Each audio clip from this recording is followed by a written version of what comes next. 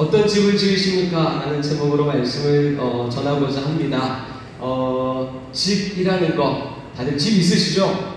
개인적으로 등기하신 집도 있을 거고요. 월세나 전세로 사시는 집이 있을 겁니다. 어떤 모양으로 집을 가지고 있는지는 모르겠지만 나는 집에 대한 욕심이 별로 없어 하시는 분 있을 수도 있을 것 같습니다. 그러나 집에 대한 욕심이 없는 사람은 별로 없습니다. 저도 늘 사택에만 거주하다 보니까 내가 꿈꾸는 집, 제가 개인적으로 꿈꾸는 집을 언제쯤 만들어갈 수 있을까라는 그런 기대도 있습니다. 먼 훗날 그런 집을 하나 지을 것 같습니다. 집이라는 것, 혹시 지금 내가 사는 집에 만족하시는 분들이 있으십니까? 나는 이 정도 집이면 돼. 이미 그런 집을 이루신 분들도 있을 거고, 그렇죠? 아니면 기대하면서 열심히 목표를 향해 가고 있는 분들도 있을 겁니다. 집 하면 어떤 집들을 꿈꾸세요? 아파트가 좋으세요? 전원주택이 좋으세요? 나름대로 다 기대하는 그런 모습들이 있을 겁니다. 집 하면 첫 번째는 안전해야 됩니다. 더위 가운데, 추위 가운데 열심히 집 지었는데 위에서 막 물 뚝뚝 떨어지고, 집 지었는데 밑에서 벌레 막 기어나오고 하면 끔찍합니다. 일단 안전을 위한 그런 추위와 더위, 짐승이나 해충들의 위험으로부터 안전해야 됩니다. 태풍이나 지진 같은 것이 몰아쳐도 웬만하면 끄떡하는 그런 집들을 기대합니다. 그러면서 우리나라는 또한 집에 대한 개념이 하나 더 있죠. 재산이라는 개념입니다. 재산으로서의 집, 다들 그렇게 만들어 가려고 합니다. 영적으로도 집이 재산이다라는 말 이해하실 수 있겠습니까? 영적으로 우리가 지어가야 할 집도 재산이다라는 겁니다. 이런 집은 하루아침에 뚝딱 만들어지지 않습니다. 하나님도 집 짓는 걸 상당히 좋아하시는 분이시다라는 걸 먼저 말씀드리겠습니다. 하나님도 집 짓는 걸 좋아하시는데, 하나님께서 거하시는 집, 어떤 집일까요? 하나님께서 거하시는 집, 어렵게 생각하시면 답이 안 됩니다. 하나님이 계시는 곳, 성전입니다. 하나님께서 지어가시는 집은 성전입니다. 하나님은 광야에서 성막을 지으시는 것부터 시작해서 장차올 새 예루살렘까지 성전 이야기를 계속해서 이어가십니다. 기억나시는 성전 뭐 있으세요? 어떤 성전 기억나시는 거 있으세요? 첫 번째, 출애굽한 이스라엘 백성들이 광야에서 성막을 짓습니다. 그죠? 그 성막이 나중에 뭘로 바뀌죠? 솔로몬의 성전으로 바뀝니다. 그리고 나중에 또 하나의 성전이 지어지죠. 어떤 성전일까요? 수룹바벨 성전 나오죠. 그리고 예수님 오셨을 때에 성전이 하나 있는데 그 헤롯 성전은 성경에 건축 이야기가 안 나옵니다. 그 말은 헤롯 성전은 성전이 아니기 때문에 성경에 안 나오는 거예요. 하나님께서 지으라고 하신 성전이 아니라 자기 과시로 자기 욕심으로 지은 성전이기 때문에 헤롯 성전의 건축 이야기는 안 나옵니다. 그 대신 어떤 성전이 나오죠? 예수님께서 무너뜨리시고 다시 3일 만에 지으시는 영적인 예수님의 성전 이야기가 나옵니다.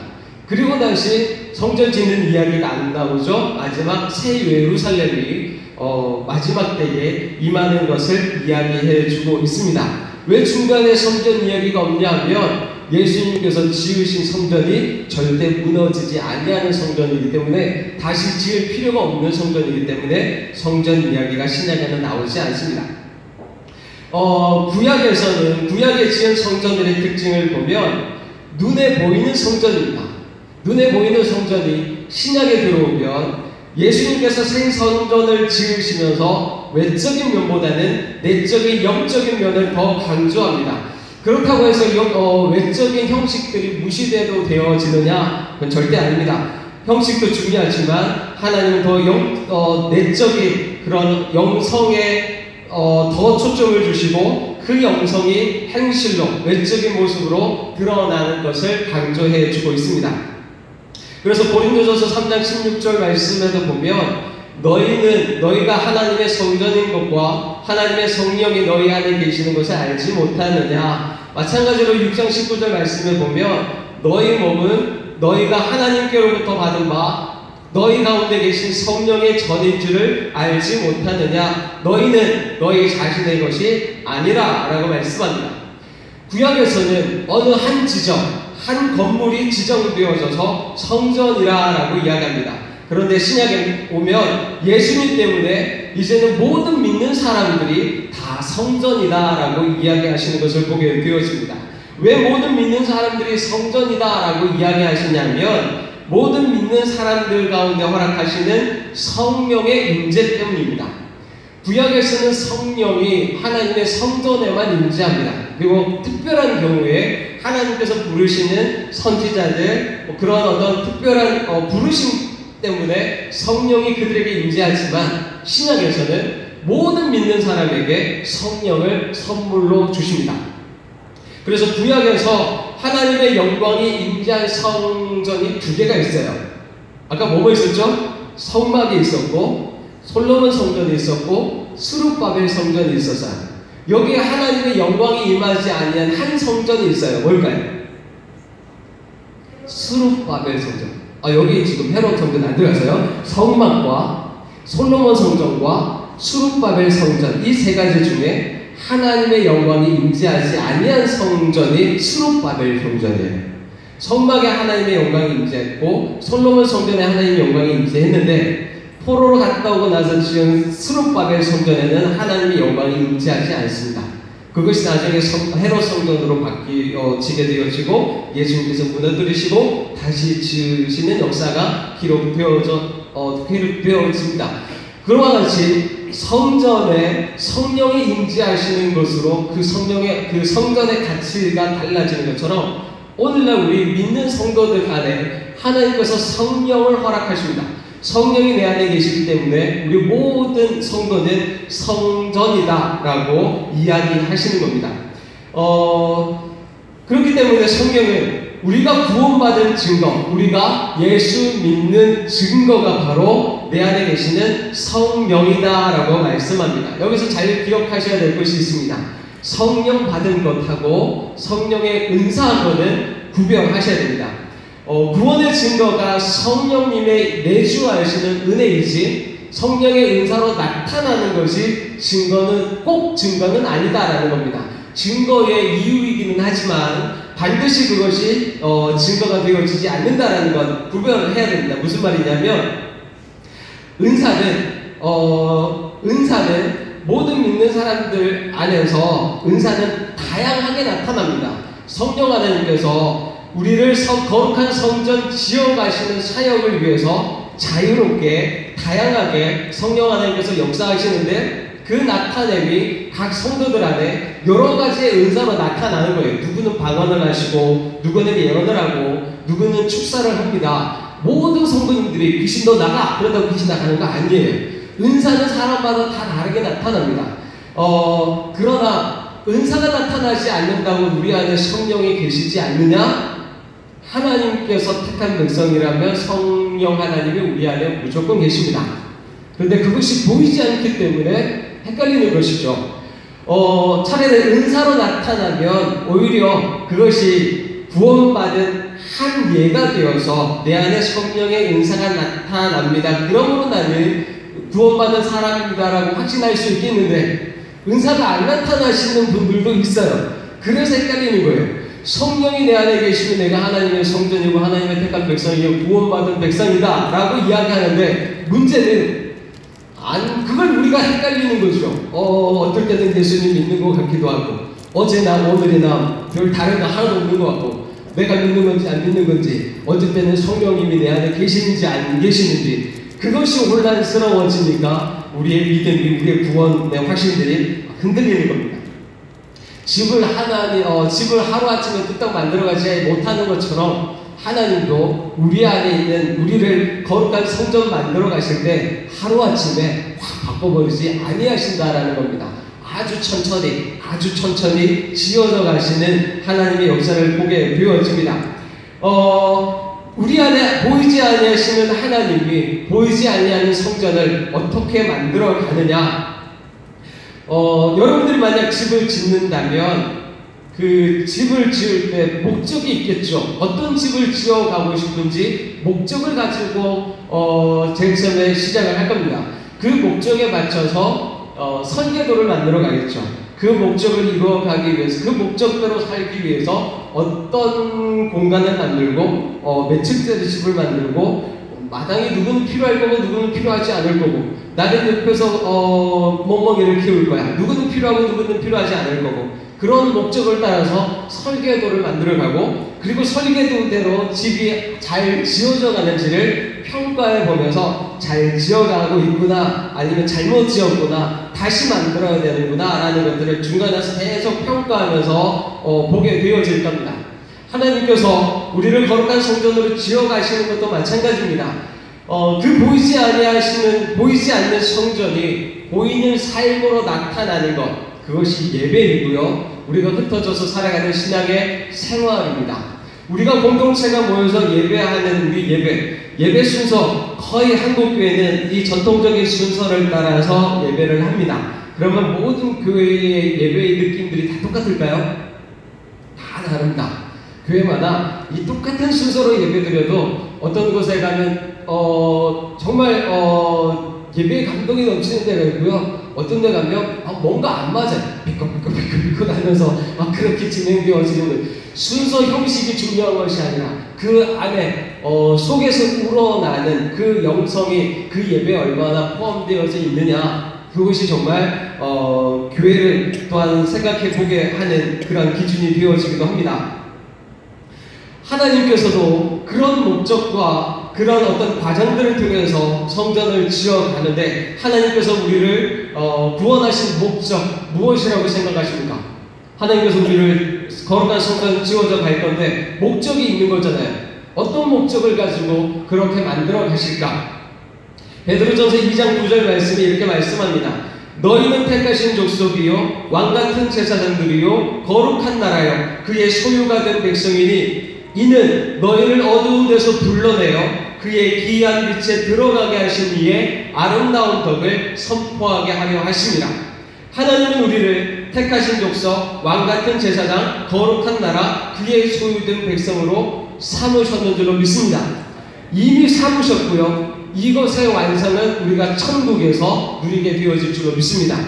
하나님은 이미 확정하신 것, 그리고 우리가 천국에서 완전히 성취된 그 과정 안에 우리는 오늘을 살아가고 있는 거예요. 그 하루하루 살아가는 그 중간에 있는 개념이 지어져 가는 개념이다라고 말씀을 드리는 것이죠.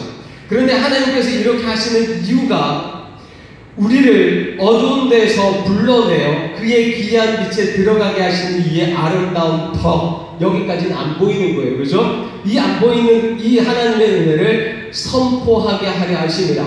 드러내게 하려 하십니다라는 겁니다. 집을 우리 머릿속에만 갖고 있으면 표가 안 나요. 그죠?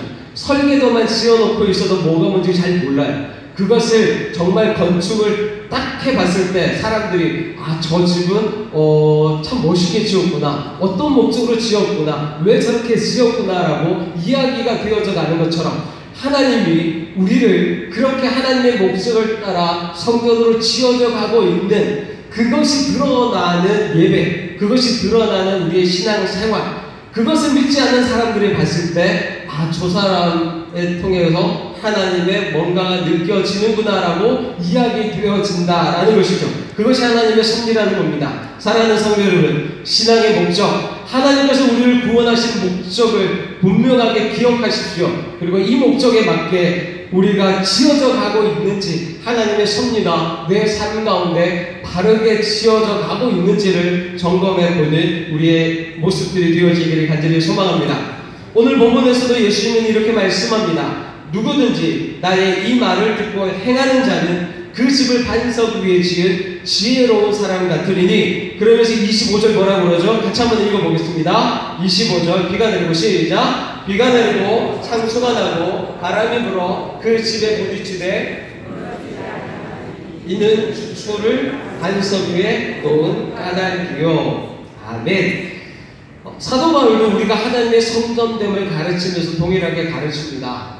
고린도서 3장 12절에서 15절 말씀을 보면 제가 이렇게 읽어드리겠습니다. 만일 누구든지 금이나 은이나 보석이나 나무나 풀이나 짚으로 이 터 위에 세우면 각 사람의 공적이 나타날 터인데 그날에 공적을 밝히리니 이는 불로 나타내고 그 불이 각 사람의 공적이 어떠한 것을 시험할 것이라. 만일 누구든지 그 위에 세운 공적이 그대로 있으면 상을 받고 누구든지 그 공적이 불타면 해를 받으리니 그러나 자신은 구원을 받되 불 가운데서 받은 것 같으리라 라고 말씀합니다.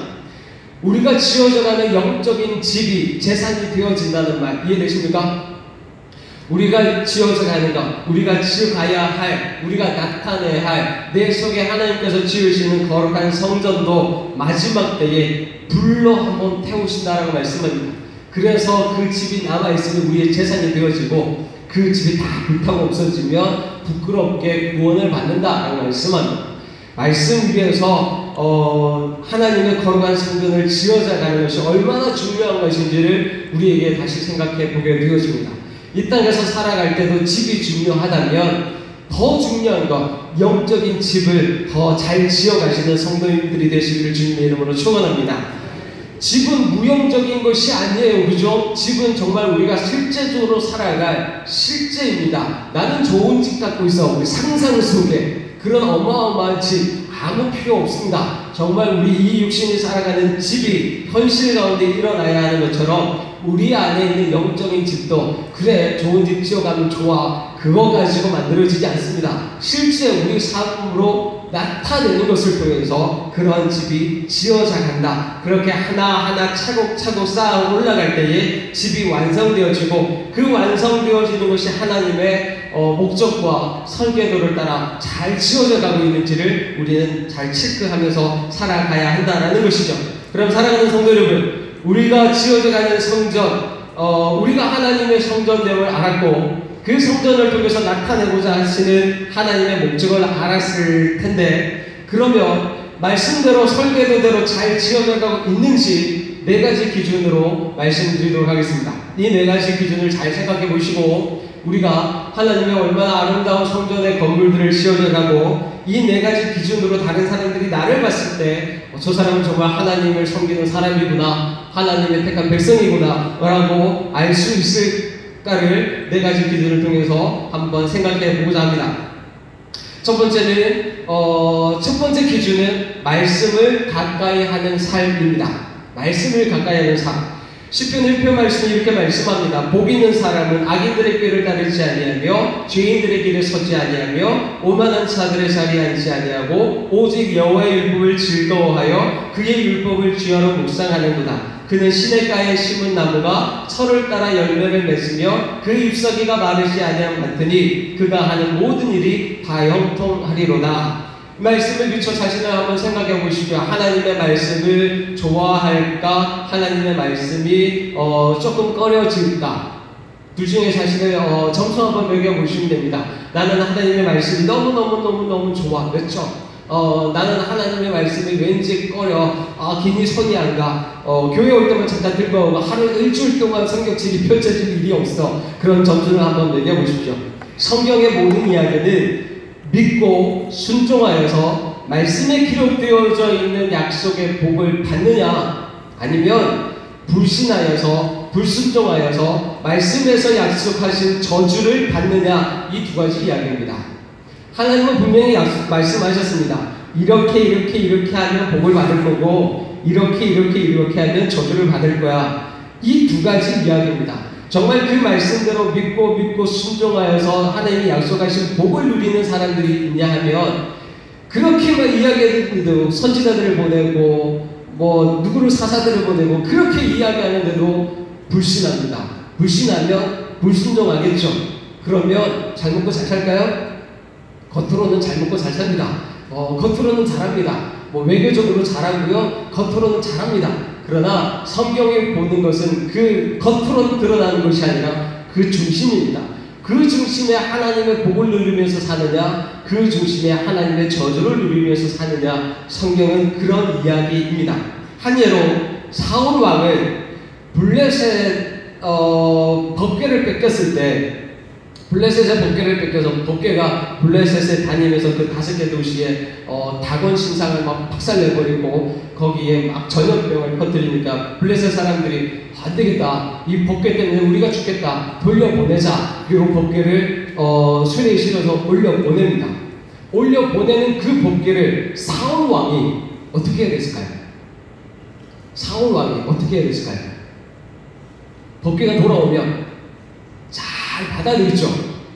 사울 왕은 그 법궤를 방치합니다. 기랏 여아림 아비나답의 집에 넣어놓고 전혀 들여다보지도 않습니다.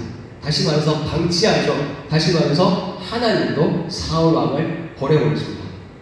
다윗은요, 거기에 있던 법궤를 다윗성으로 옮겨오려고 합니다. 처음에 아비나답의 집에 있던 법궤를 옮겨오려고 할 때 뭔가 좀 실수를 하죠. 옮겨오려고 하는 건 잘하는 건데 뭔가 실수를 해서 첫 번째는 실패합니다. 그래서 그 법궤가 오베데돔의 집에 잠깐 들어가죠. 그 오베데돔의 집에 있는 그 잠깐을 통해서 하나님은 다윗에게 몇 가지를 더 요구합니다. 제사장을 준비하고 레위 지파를 다 끌어 모아라. 하나님은 더 좋은 복을 주시기 위해서 그 법궤를 옮겨오는 것만도 복을 주실 수 있는데, 내가 주려고 하는 복이 이만한 그릇으로 다 안 들어가. 그래서 첫 번째 하나님께서 막으시고 제사장과 레위 지파를 동원시켜서 더 큰 그릇으로 만들어서 정말 하나님의 더 큰 은혜를 주십니다. 그 은혜가 다윗 언약입니다. 다윗 언약이 바로 그 사건을 통하여서 다윗에게 주어집니다. 다음에 말씀드릴 기회가 있으면 말씀드리겠습니다. 이처럼 하나님은 하나님의 말씀을 가까이 하고 하나님께서 기뻐하시는 것을 가까이 하는 자에게 약속하신 복을 주시고, 그렇지 않은 자에게 하나님은 저주를 주시는 분이십니다. 하나님은 복만 주시는 하나님, 그 반쪽 하나님만 알고 계시면 안 됩니다. 하나님의 말씀에 불순종하면 약속하신 저주도 주시는 분이 우리 하나님이심을 믿으시기를 축원합니다. 두 번째 기준은 뭐냐면 성전을 가까이 하는 삶입니다. 성전. 광야에서 하나님이 성막을 통해서 낮은 곳으로 임하십니다. 그리고 이스라엘 백성들 가운데 계시면서 친밀한 사랑을 보여주십니다. 이스라엘 백성들은 제사를 통해서 성막에 가까이 나아갑니다. 그리고 성막 안에서 죄사함의 은혜를 받습니다. 하나님과 화목의 은혜를 경험합니다. 그렇게 성막을 통하여서 은혜를 경험하게 되어지죠. 솔로몬 성전, 그 성막은 솔로몬 성전으로 이어지면서 이스라엘 영성의 절정을 맛보게 되어집니다. 다윗의 영성에 넘어서 솔로몬 시대의 성전이 지어지면서 정말 이스라엘의 그 아름다운 영광의 영성이 펼쳐지는 것을 보게 되어지죠. 얼마 가지 않아서 그 솔로몬의 신앙은 변질되어지고 그 이후로 왕들의 이야기, 하나님을 잘 섬기는 왕들과 그렇지 아니하는 왕들의 이야기들이 오고 가면서 결국 이스라엘 성전, 이스라엘 백성들이 성전을 떠납니다. 이스라엘 대표들이 성전을 떠납니다. 다른 신상을 찾아가고 우상 숭배하고 다른 신전들을 지어져 갑니다. 결국 하나님께서 약속하신 심판이, 저주가 그들 가운데 멸망으로 오게 되어지는 것을 보게 되어집니다. 바벨론 포로에서 돌아온 이스라엘 백성들도 성전을 짓죠. 그것이 중요하다는 것을 알기 때문에 바벨론에서 돌아온 포로들도 성전 지으려고 노력합니다. 예수님께서도 이렇게 말씀하십니다. 이 성전을 무너뜨리시고 다시 지으시죠. 이 성전을 헐라 내가 사흘 동안에 일으키리니. 오늘날 우리가 성전을 가까이 하는 것, 교회를 가까이 하는 것이 바로 예수님을 가까이 하는 것인 줄로 믿습니다.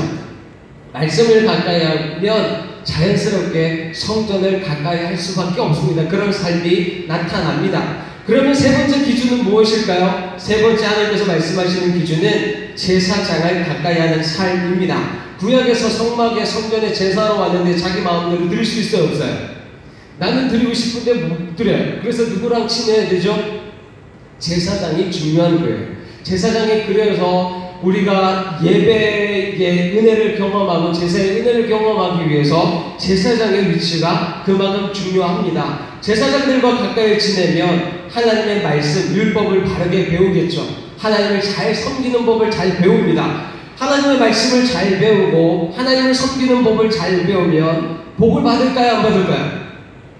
복을 받죠. 복을 받는 건 하나님께서 약속하셨기 때문에 복을 받습니다. 그런데 나중에 점점점 복을 받으니까 또 어떻게 되어져요? 제사장들하고 멀어지고 자기 선들이 바빠져요. 제사로 가야 되고 회개하러 가야 되는데 귀찮아 나중에 가면서 점점 멀어져요.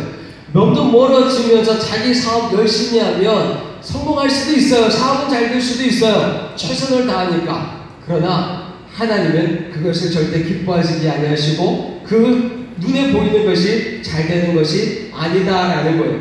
그래서 결국에 사사시대를 보세요. 사사시대.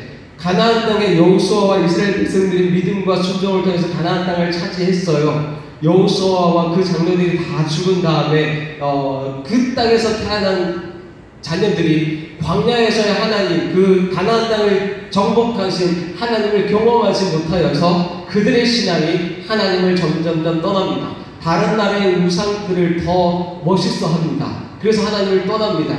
결국 나타나는 친구들이 뭐예요? 레위지파는 성전에 들어오는 예물들을 통해서 먹고 살아야 되잖아요. 그죠? 그런데 이스라엘 백성들이 성전에 예물을 드리러 안 오는 거예요. 근데 레위지파가 먹고 살아야 되는 거 아니에요? 그럼 어떻게 해야 돼요? 레위지파가 성전을 떠나요. 제사장들이 성전을 떠나요. 그래서 레위지파가 쭉 가다가 저 단지파의 어느 가정집에 당신이 레위지파입니까? 우리 집에 제사장으로 오세요. 알겠습니다. 여기서 내가 먹고 살겠습니다. 그렇게 하고 있잖아요. 그 말은 좋은 말이에요? 안 좋은 말이에요?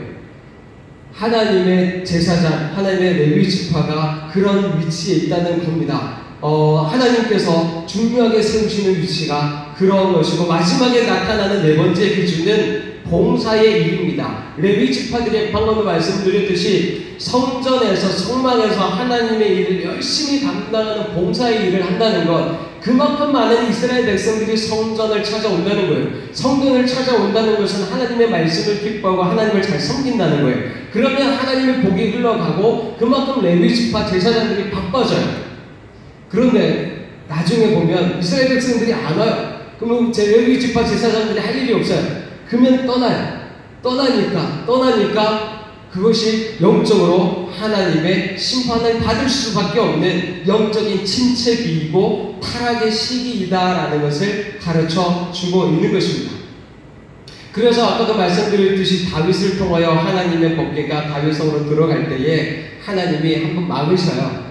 이렇게 하는 거 아니야. 나는 너에게 더 큰 복을 줄 것인데 제사장과 레위 지파를 모아라. 그리고 제사장들이 어깨에 메고 레위 지파가 찬양하면서 그렇게 성전에 들어가는 거야. 언제 가르쳐 주신 거예요? 모세를 통해서 율법으로 가르쳐 주신 대로 내가 말하는 대로 해. 그러면 나는 너에게 복을 줄 거야. 다윗 왕은 순종합니다. 그래서 다윗 언약이라는 하나님의 놀라운 축복을 받게 되어집니다. 이 네 가지 우리의 삶으로 얼마나 잘 지켜가고 있는지를 이 시간에 한번 우리 생각해 봤으면 좋겠습니다. 네 가지 뭐라고요? 말씀을 가까이 하는 삶, 성전을 가까이 하는 삶, 제사장을 가까이 하는 삶, 봉사의 일을 가까이 하는 삶. 이 네 가지가 우리 삶 가운데 온전히 높은 점수로 만들어져 가야 한다는 것 기억하셨으면 좋겠습니다.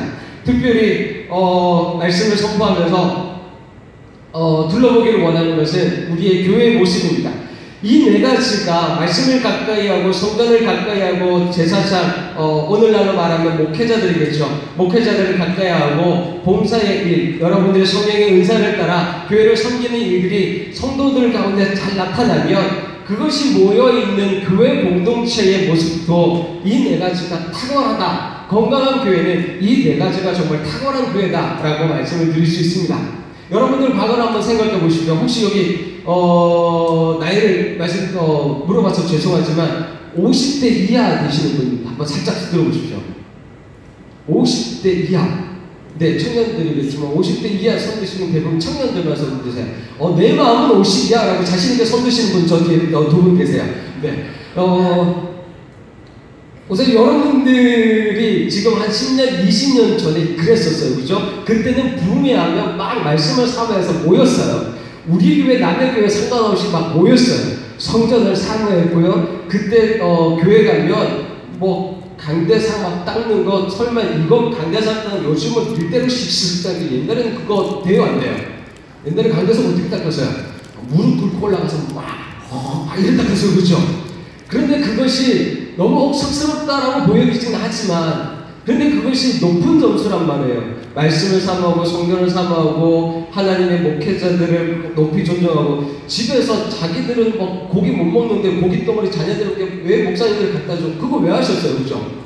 그것이 목회자를 존중하는 거고 나는 굶어도 하나님의 목회자들이 섬김을 받으면서 복이 흘러오는 그 복을 아니까 여러분들 때는 했단 말이에요. 그죠? 하셨으니까 복을 받고 있는 거예요. 그런데 지금 50대 이하, 40대, 30대는 몇 점 받을까요? 이게 안 돼요. 우리 교회만 되는 게 우리 교회만 이야기하는 것이 아니라 한국교회 전체가 다 그래요. 왜요? 먹고 살기 바쁘다고. 결혼도 해야 되고, 취업도 해야 되고, 직장도 다녀야 되고, 애도 키워야 되고, 집도 사야 되고, 차도 사야 되고, 다 바빠요. 다 힘들다고 그래요. 그런데 교회 와서 성경 훈련해야 되고, 예배 훈련해야 되고, 막 그런 훈련, 그것까지 해야 됩니까? 라고 막 불평해요. 말이 돼야 안 돼요. 삶이 왜 힘들어요? 하나님께서 복 안 주시니까 삶이 힘든 거 아니에요. 하나님께 복 받으면 이게 쉬운 걸로 확 바뀌죠. 하나님은 가벼운 집을 주시는데 하나님께 복 안 받고 자기가 다 하려고 하니까 뭐 힘들지. 힘들다 하는 건 다 이유가 있는 거예요.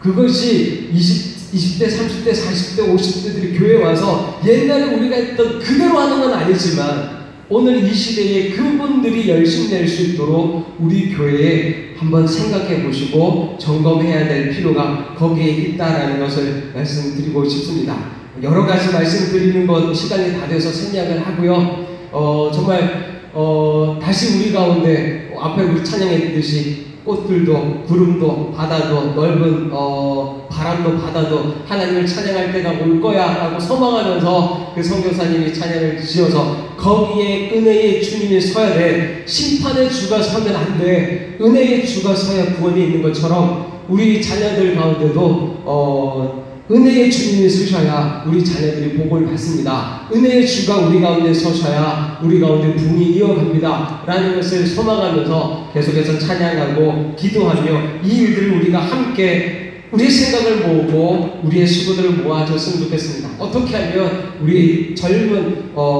우리 교회의 주축이 되어져야 할 그런 3, 4, 50대의 우리 성도님들이 모일 수 있을까?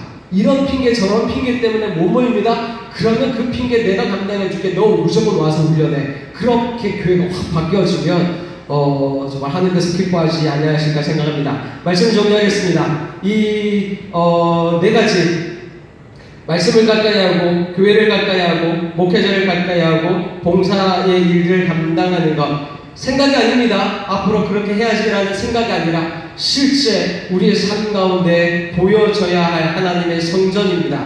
이것이 좋은 점수를 받게 되었을 때에 그곳에 허락하시는 하나님의 복도 높은 수준의 복이 우리 가운데 온다라는 걸 생각하면서 나는 오늘 어떤 집을 지어가고 있을까? 이 세상의 집이 아니라 하나님의 거하시는 성전, 우리 교회가 하나님의 거하시는 기뻐하시는 교회, 그런 모습을 계속해서 잘 지어서 갈 수 있는 그런 은혜가 있기를 주님의 이름으로 축원합니다. 함께 기도하겠습니다.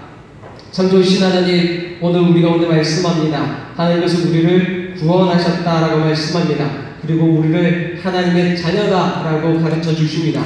그리고 하나님은 우리가 자녀로서 구할 집을 지어 가시는 하나님, 그 집 안에서 하나님과 만나고 하나님과 교제하고 하나님과 더 사랑할 수 있는 그 집을 지어가기를 기뻐하시는 하나님이시다 말씀합니다. 하나님께서 우리 가운데 말씀을 얼마나 가까이 하는지, 하나님의 성전을 얼마나 가까이 하는지, 목회자와 또한 봉사의 일들을 얼마나 사랑하고 사모하고 그것이 하나님께서 기뻐하시는 것임을 우리 안에 품으며 행하고 있는지를 말씀합니다. 주님, 우리 자신을 돌아봅니다. 그러하기에 또한 하나님의 은혜를 구합니다. 성령의 은혜를 구합니다. 주님, 안 된다고라고 생각하고 있는 그 모든 생각들을 깨뜨려 주시고, 힘들다고 우리 앞에 벽이 있다라고 생각되어지는 것 예수 이름으로 깨뜨려 주시고, 하나님 믿음으로 주 앞에 나올 때에 성령의 은사와 하나님의 능력과 우리를 향한 하나님의 풍성한 사랑 안에 하나님께서 기뻐하시는 성전, 그 집이 잘 지어져 가게 하시고 하나님께서 부으시는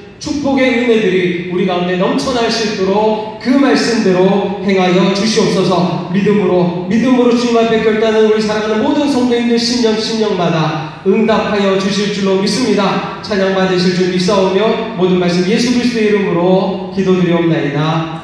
아멘.